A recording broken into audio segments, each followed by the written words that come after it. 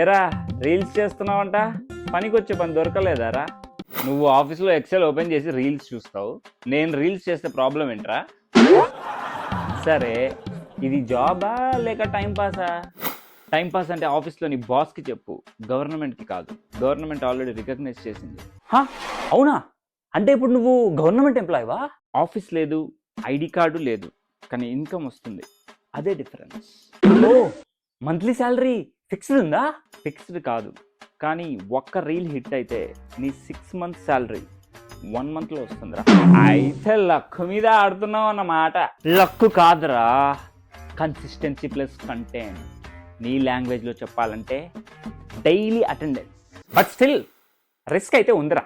Risk ఉంది bro, కానీ ఫ్యూచర్లో 9 to 5 సేఫ్ జాబ్ అనేదే బిగ్గెస్ట్ రిస్క్ అవుతుంది. అప్పుడు నువ్వు జాబ్ కోసం క్యూలో నుంచి ఉంటావు, నేను కంటెంట్ పెట్టి క్యూనే నా దగ్గరకు వచ్చేలా చేస్తా.